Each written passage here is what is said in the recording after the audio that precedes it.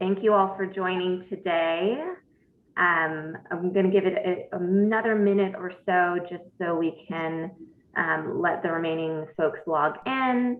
But first, I would like to say thank you so much for joining today's SCION webinar. My name is Madison Garzoli, and I'm the Director of Membership and International Programs at Sonoma County Vintners.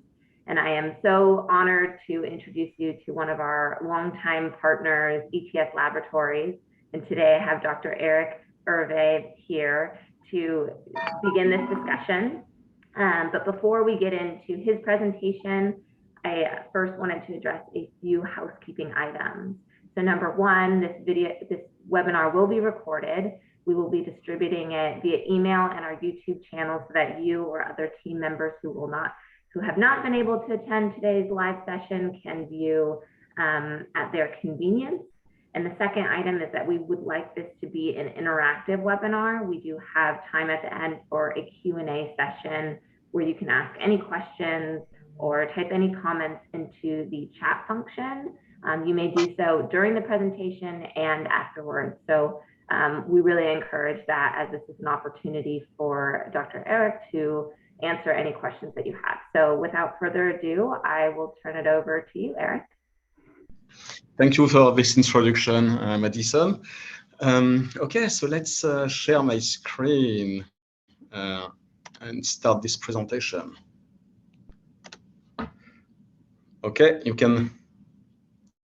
It works fine? We're not seeing your screen quite yet. Okay, hold on.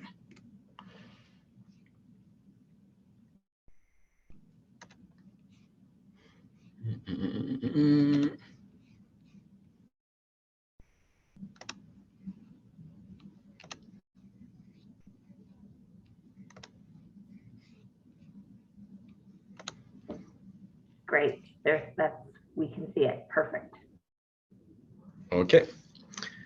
Okay, so we're going to talk today about wildfire impact on preparing for this harvest.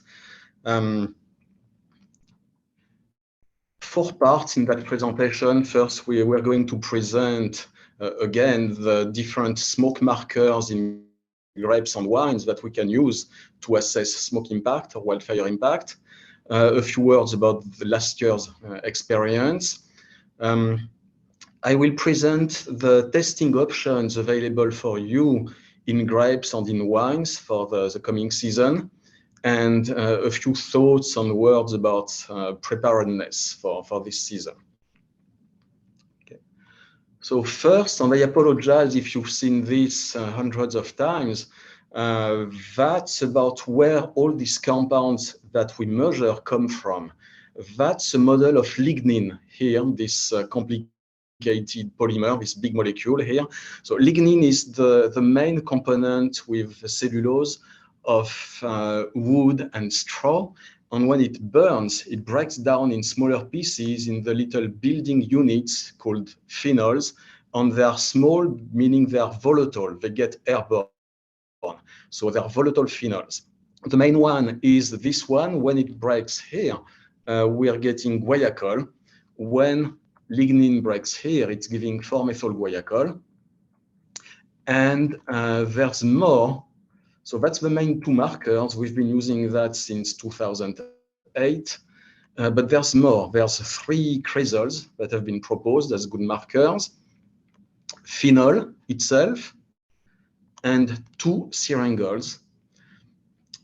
And that's the main volatile compounds involved in the perception of smoke characters in wine. And then it becomes more complicated. Smoke has some toxicity and on grapes, on vines, living organisms have a defense mechanism. So basically, when grapes are exposed to smoke, they absorb these volatile phenols, but they have a detoxification mechanism. They bind them to sugars, and then when these compounds are bound to sugars, they can be dumped into the vacuoles and they won't interact with vital metabolism. The sugars involved are a little bit more complicated than just glucose, fructose. They have exotic names like gentiobiose, retinose, etc. The main compounds have been identified in 2013 by the team, by the AWRI team in Australia, and that's some of the main that's some of the possible compounds that makes this complex mix. So last year, what happened last year? As you know, mid-August, fire started a little bit everywhere in California. The closest to us was the Hennessy fire, seen from the Napa Valley here. And very quickly, we realized we had to focus on these two markers, the two main markers. There was no way we could really offer extended panels and offer glycosylated markers. So we had to focus on just giving you results as fast as possible. One interesting thing last year also is that we got a lot of microferment samples. In previous years, it was mainly grapes that we were getting, and last year, microferments also.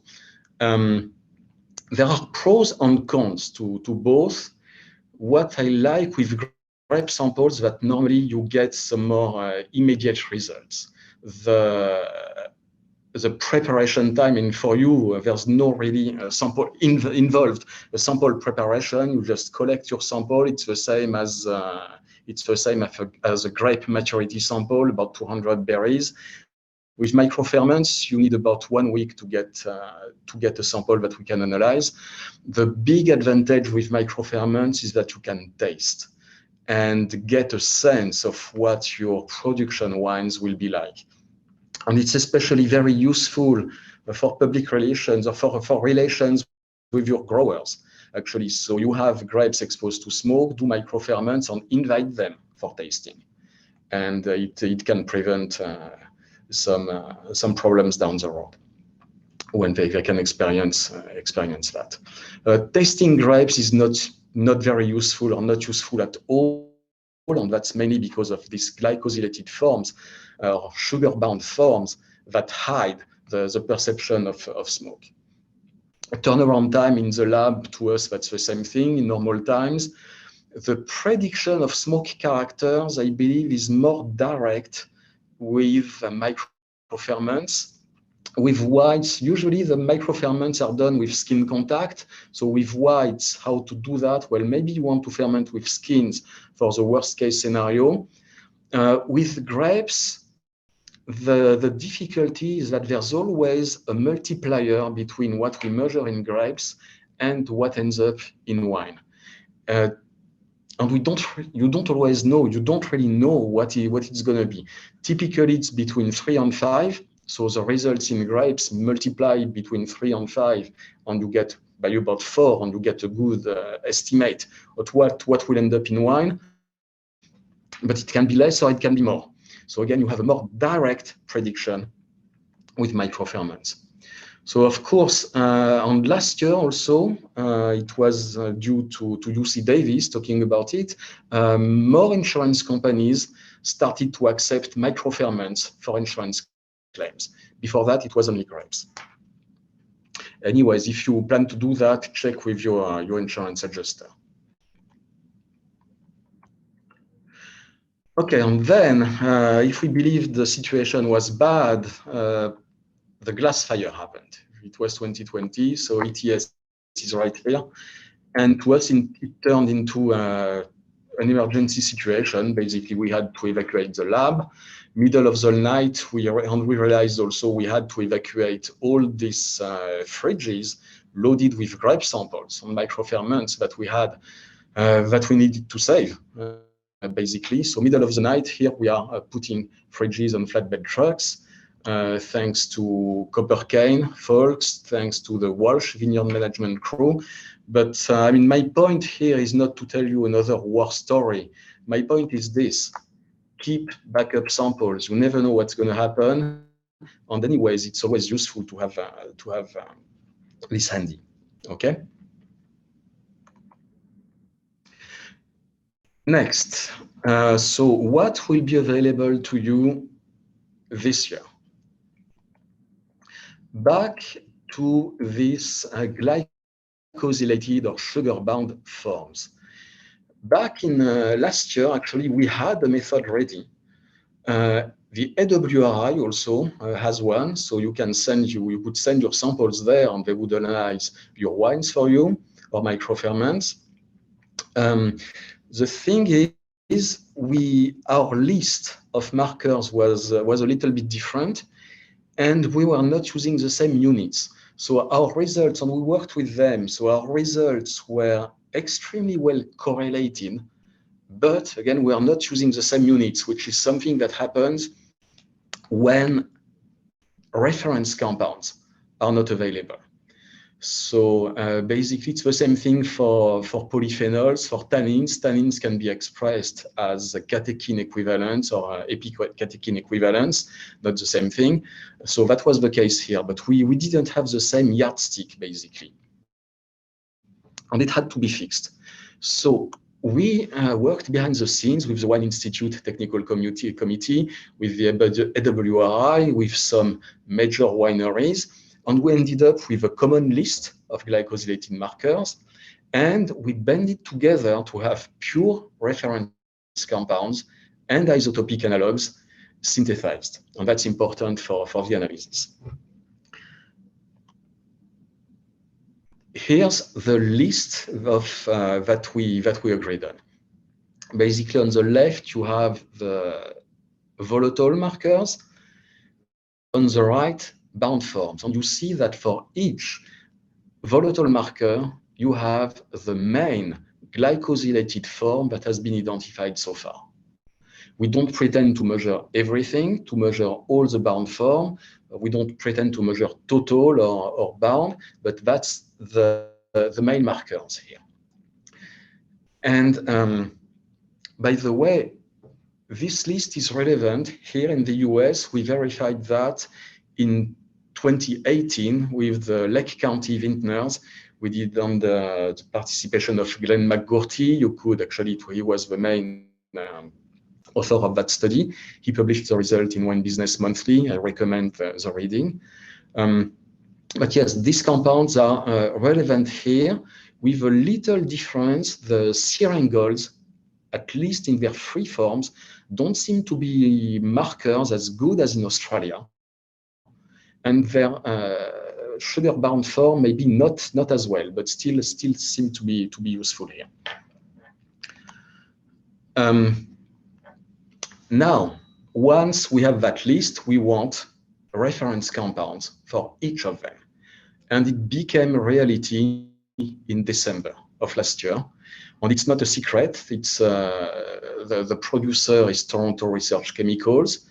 It's available commercially. Again, we didn't want to keep it for us. It's available to any lab who wants to analyze these compounds. And the game changer is that now quantitative, accurate, reproducible results, so comparable between labs, are now possible, which wasn't the case with measurements for total or bound forms, which is completely method dependent. And we don't offer it also because we don't really know what these tests measure. So that's the geeky stuff here. I was pretty happy to see that. That's the first time that we could see actually in the lab here by HPLC on double mass spectrometry that we could see these 6 glycosylated markers and their isotopic analogs. Each of these peaks is one of these compounds, and that was really a breakthrough to be able to see that and to be able to offer a quantitative analysis. Of course, there's still some big unknowns, so that's new, but the basis is to have the analysis ready and reliable.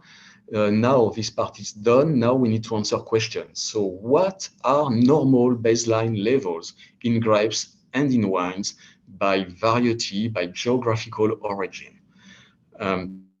Something that is still debated is how levels relate to sensory impact. It is not even certain that they have a direct sensory impact, but at least we hope they are good markers for the unpleasant aftertaste that you can get with smoke-impacted wines.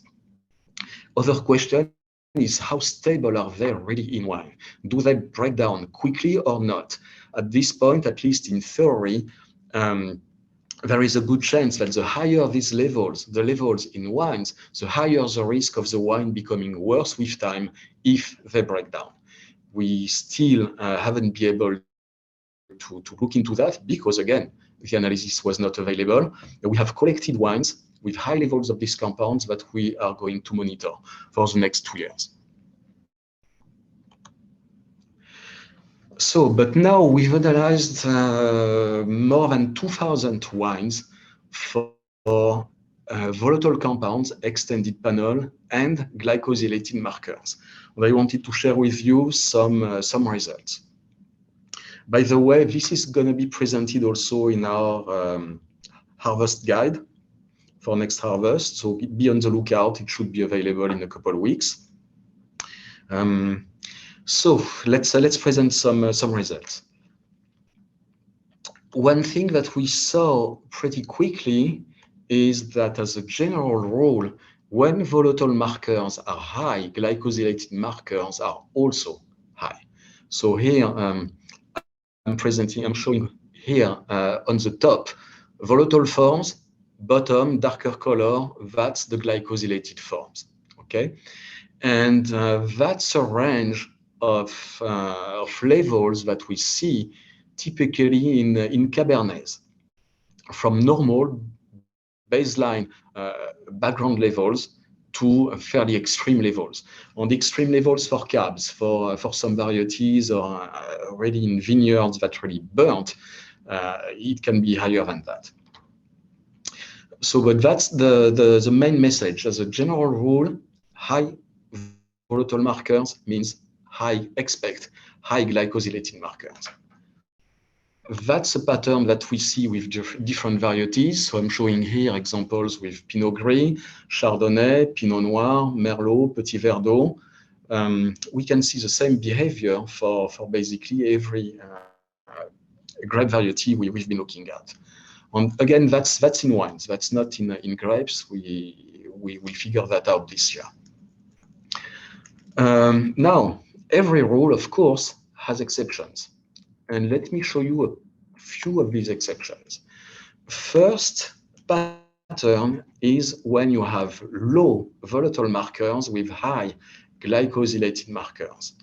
And that's especially worrisome because you don't know at this point if you have a large pool of bound compounds that could break down later and be responsible for the smoke taint to appear later. Okay, and that's something that we see mostly for some reason with white wines or with rosés. So 3 examples here. Based on the volatile markers, we can barely suspect that there is a problem, but the glycosylated markers are high or very high in these cases. Second scenario is the opposite scenario. You have high volatile markers here, so that's with Guaiacol in the 5-6 ppb range. So clearly expect some smoke characters to show up in these wines, but the glycosylated markers are almost normal here, or pretty much in the high range of what we would normally expect. Is it good news when you have that? Maybe, because actually the volatile compounds are easier to remove with reverse osmosis, treatments with carbon, etc. And you don't, at least in theory here, have this potential for the problem to become worse with time. But again, it's speculations at this point. By the way, you see the 2 examples are with Pinot Noir here, and that's something that we see a lot with Pinot Noir. I mean, a lot. It's often with Pinot Noir. We've seen it in Oregon, in California. I don't know if it's something that is common with Pinot Noir or if it is specific of last year. It's the fires happen really right after a severe heat wave, it's possible that Pinot Noir suffered a lot from the heat wave, and basically grapes shut down, and the defense mechanism of the grapes just didn't work. So you didn't have much glycosylation happening. Most of the smoke compounds are still in their free forms. Okay, so that's again, that's speculation at this point. Measuring these compounds directly in grapes will help, because again, here it's production wines or microferments. So some thoughts about preparedness for next harvest, or for the coming harvest. There is, you probably heard about the West Coast Smoke Exposure Task Force. That's a group of industry people and academics. And Google them, you will find some very useful information on tips, practical tips for the coming season. And one of their main recommendations is to have your sampling plan ready before wildfires happen. It's not complicated. Basically, you can piggyback on your grape maturity sampling plans. With grapes, you need the same kind of samples, 200 to 300 loose berries. If you're doing microferments, you can collect clusters, break them down, crush them. Obviously, if you plan to do microferments, and again, I recommend doing that because you can experience more directly what is likely to happen with production wines. You have to plan for space, for supplies, and manpower. We won't prepare that for you. You can check on the web protocols on how to do that with a nice video also from UC Davis. Check with your insurance adjuster if they accept microferments for insurance claims. As I said, more of them do now. And a good reason to do that also, again, is to experience and to organize tastings with growers and invite growers to these tastings.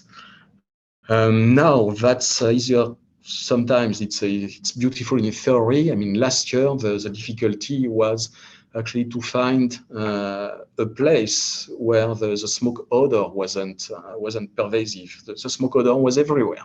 So, of course, you don't want to do your tasting in a room with, in a building somewhere in the middle of the fires. So my best recommendation to you actually is to plan to do both, or even if you don't, in any case, sample and freeze your samples. You can always keep them and then think about having them analyzed or not, but keep them handy whether you experience smoke or not. Because the next recommendation is to know what your baseline numbers are. So what does it mean? For Guaiacol, for methyl Guaiacol, so far it's been quite simple to us, except with Syrah and maybe in some cases with Pinot Noir. Basically in grapes, you have negative results without exposure to smoke. With wines, you have trace levels. You have levels typically between 1 and 2 ppb for Guaiacol. For methyl Guaiacol, not less than 1. Okay, so again, we can give you guidelines for Guaiacol and for methyl Guaiacol because we know what is normally present or actually absent without exposure to smoke. So let's talk about these guidelines, by the way, and you will see what I'm showing is a sliding scale of risk. I always hate when I hear people talking about threshold.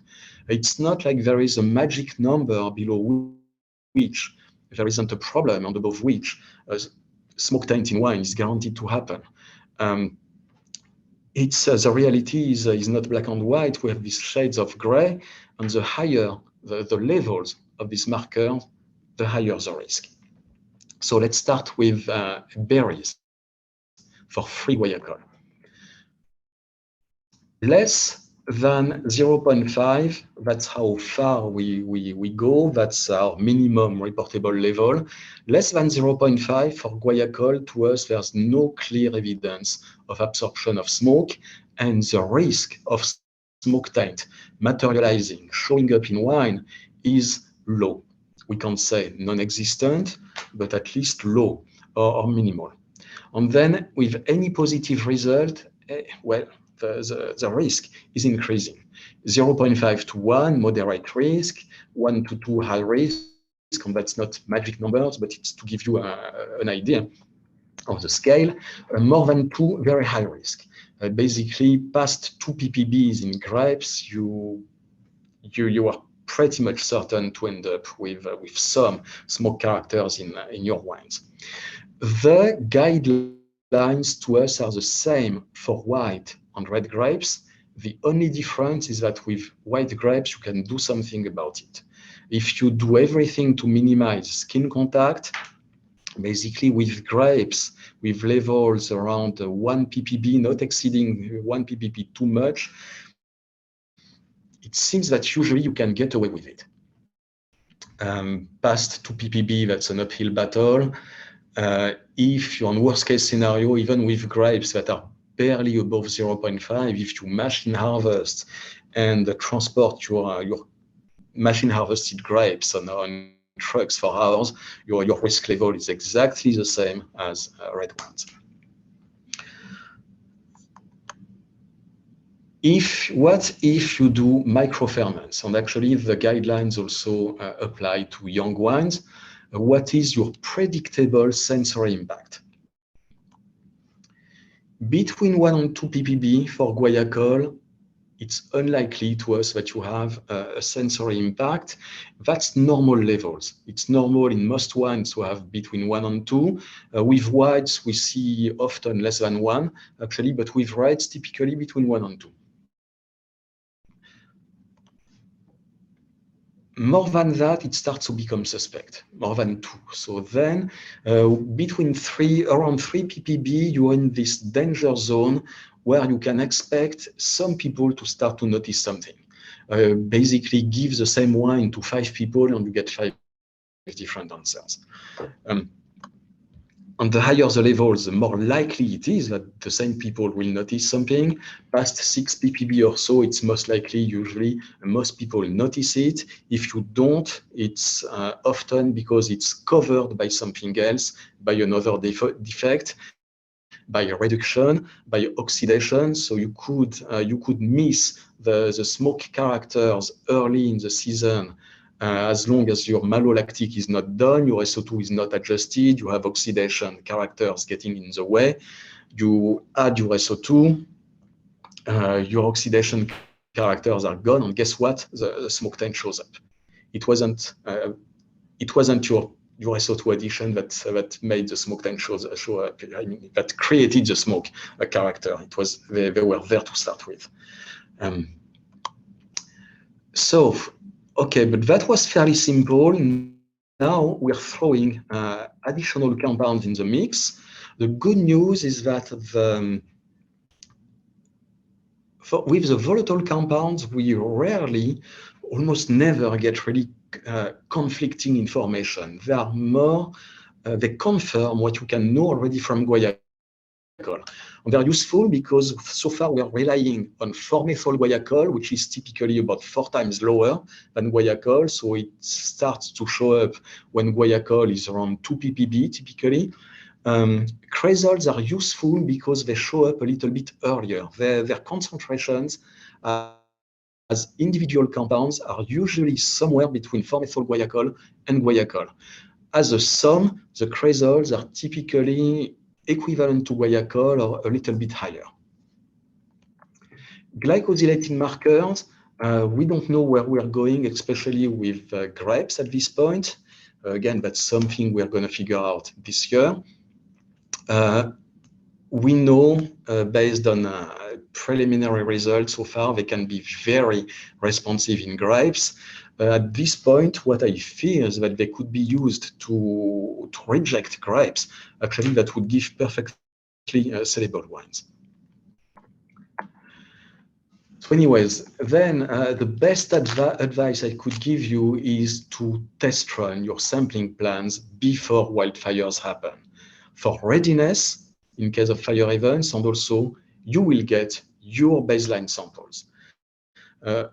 Again, we are working on a database, especially at this point, it's pretty reliable with microferments on wines. We'll work on that with grapes this year. But most important is to have your baseline samples. And sometimes we know with Syrah, for example, we know that Guaiacol by itself doesn't work. With Pinot Noir, with some cases, it looks like there could be some background levels in some Pinot Noirs. It's still unconfirmed, still unclear at this point. So that's important. So when to sample, what you could do is to sample around 18-20 breaks before harvest with enough time so that if we have smoke late in the season, it's not a lost year. You still have your samples. And again, keep them in the freezer. If you don't want to analyze them right away, fine, but you have them ready. If you send them for testing, anyways, keep backup samples. If you're doing microferments, same thing. You can keep them, always keep backup samples. Okay, so that was my my take on this. Happy Bastille Day to all of you, and don't play with fireworks in your backyard. And I think we have time for questions.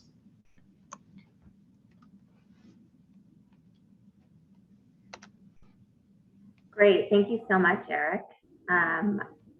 Like he mentioned, we're open for questions in the chat. We don't think we have any quite yet. So please direct any questions in the Q&A feature or the chat function. We'll be able to answer any questions that you have. So please put some in there.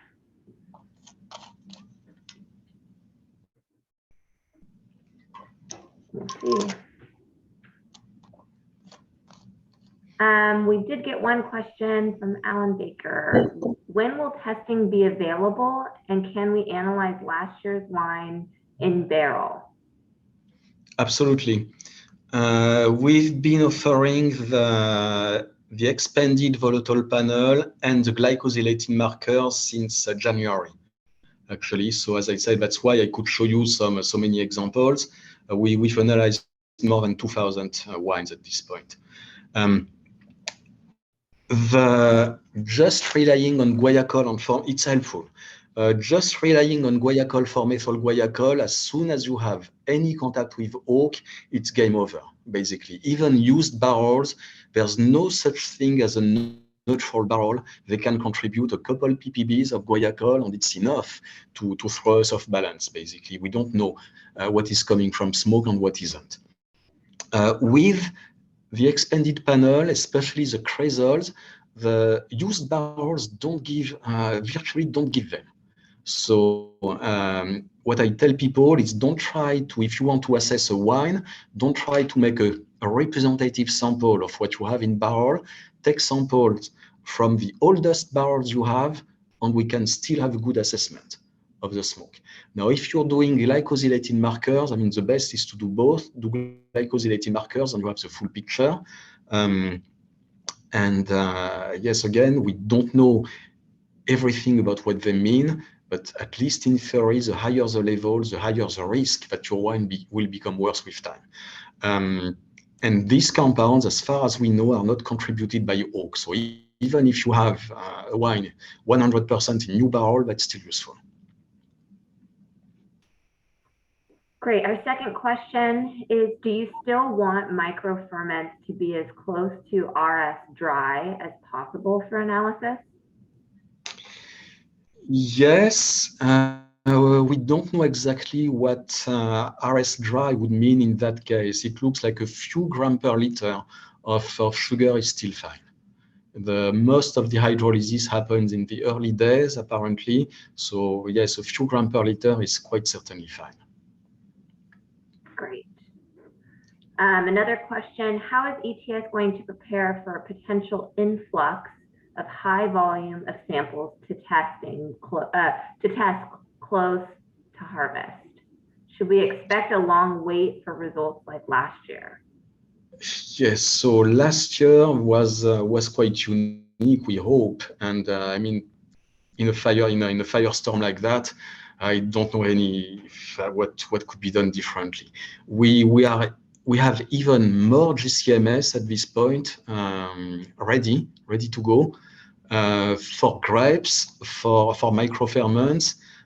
That's about 15, 16 mass spectrometer GCMS ready, plus the LC triple quads for glycosylated markers. And the analysis is even faster. We worked on that part too. So we hope we're ready. We are ready. Great, thank you for that. Another question is, how long does smoke expose? So the other something that worked well last year was to send samples to Hill Labs in New Zealand. Basically, we transferred the method. We work with them on QC. They're working with the same standards. We're sharing everything so that the results are perfectly aligned. So that will be our fallback option also. Great. The other question is, how long does smoke exposure need to be for it to show up in the marker panels? It can be super fast. It can be extremely fast. And we have plenty of examples of grapes that were just exposed to smoke for a couple hours and they turned back positive. I mean, it all depends on how close you are to the fire, because the fresher the smoke, the more problematic it is. Of course, you can be very close to a fire and be safe because the wind is blowing in the right direction. But if it's close and blowing in the wrong direction, or if it's even if your dry cover crop is burning, pretty much it can be super fast. Great. We don't have any more questions right now, so please. We still have some folks on, so if you have any questions, again, please direct them to the chat. We will wait a few more minutes. Is there any, you gave some tips for sampling. Do you have any other tips on I guess anything from your end on what wineries should be doing to prepare for this upcoming season? I know it's getting hotter and hotter and we're going through these heat waves right now. So just to try to be prepared, do you have any other advice? So typical sample size. So we want to receive berry samples, loose berry samples. Don't bring clusters because we have to break them down in the lab. It's very time consuming and it puts you to the end of the waiting line, basically. So yes, so loose berries, undamaged as much as possible. You don't have to crush them, and so intact as much as possible. If you ship them to us, FedEx overnight, hard plastic containers, the plastic sandwich containers work great. Add a couple of ice packs so that they don't start to ferment in shipment. And yeah, so that's as I said, typically that would be the same thing as your grape maturity sample. Great. We did get another question here. Are the analysis for smoke taint included this year the bounded include this year the bounded compounds? It's up to you. You have three options. The first one is what we've been doing again since 2008. That's just the basic volatile markers, Guaiacol, 4-methyl Guaiacol, just two compounds. It is simple. It's accepted by insurance companies. That's the main two markers again. And it has an excellent track record despite its simplicity in grapes and in microferments. Your second option is volatile compounds, again, the three compounds, extended panel. So you have the cresols on top of that, you have phenol itself, and you have the syringols.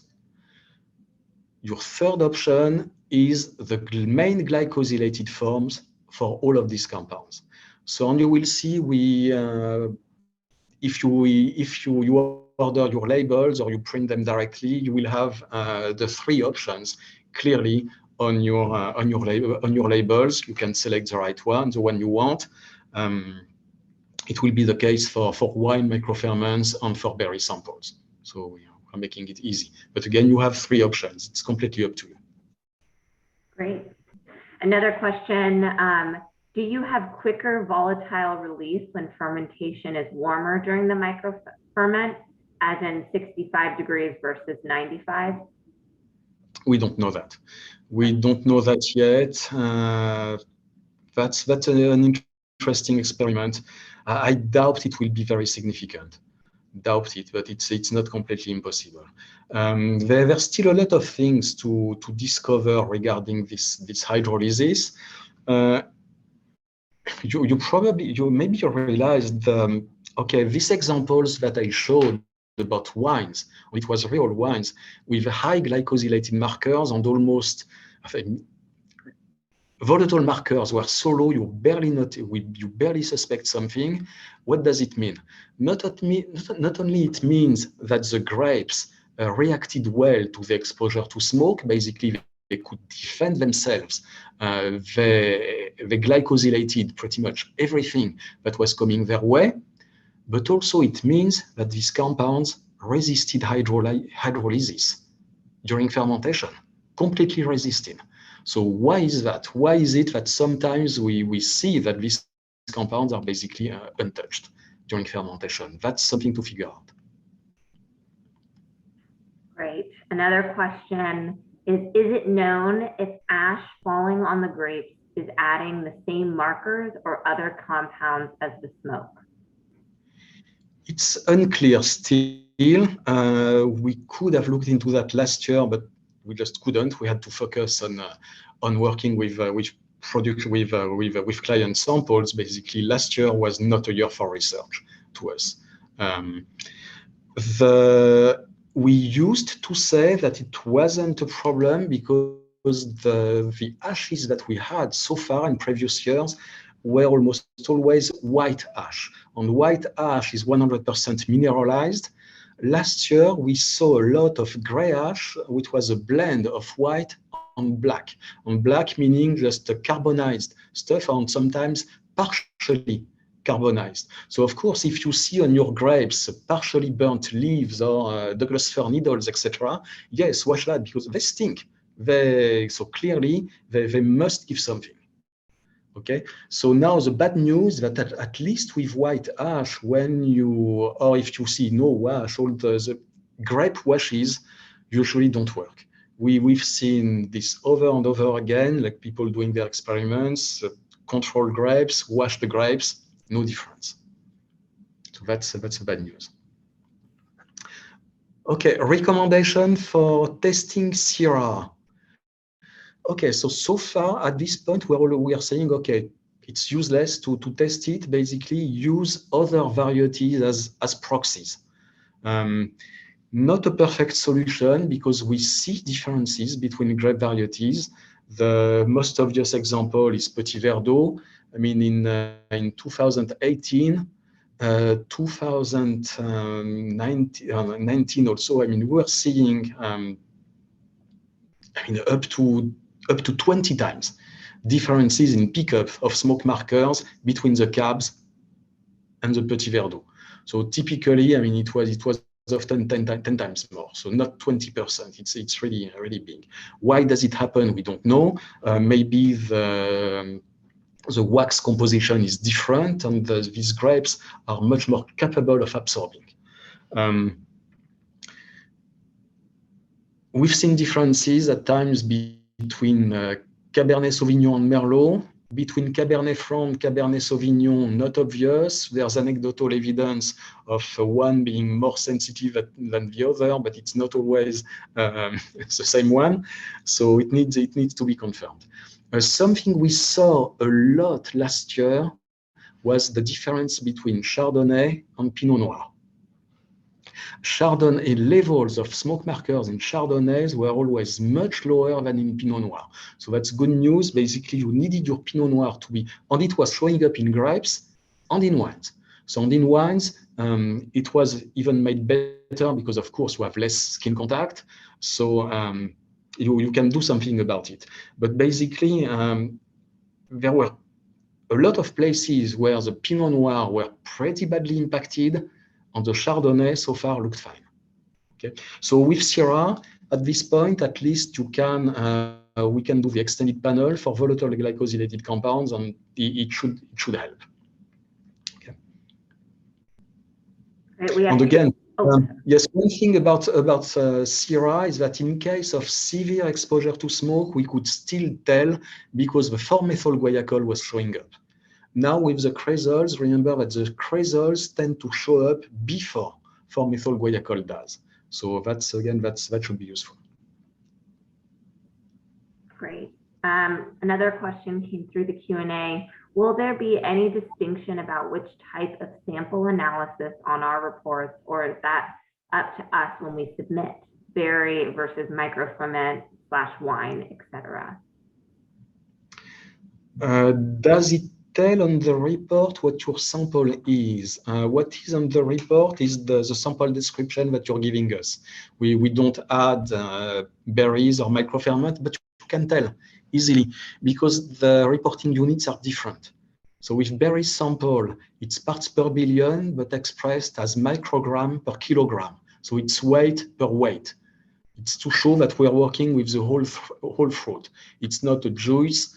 We're working with the whole fruit again, because the smoke markers, guess what? They are mostly in skins.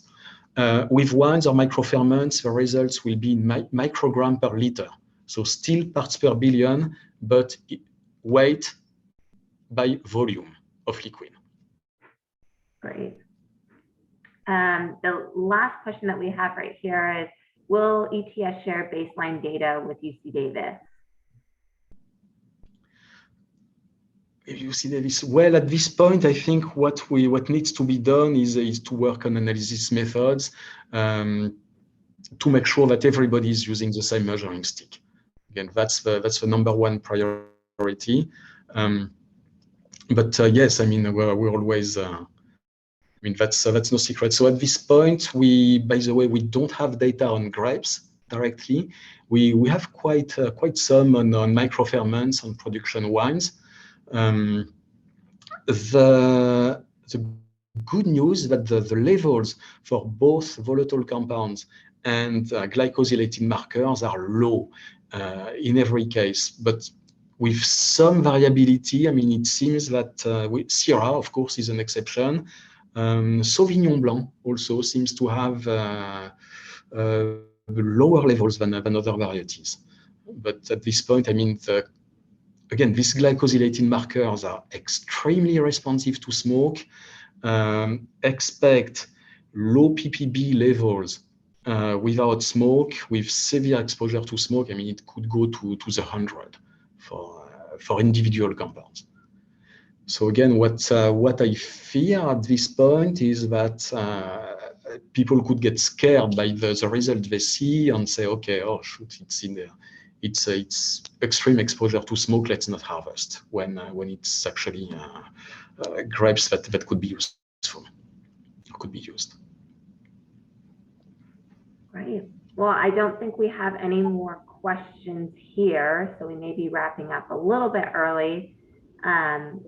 But I just wanted to thank you, Eric, for all your insights and for this wonderful presentation. I think our members will have gotten a lot and will continue, because this will be something that we will have as a resource and we'll be sending to the remainder of our membership. So really just want to thank you for your time today.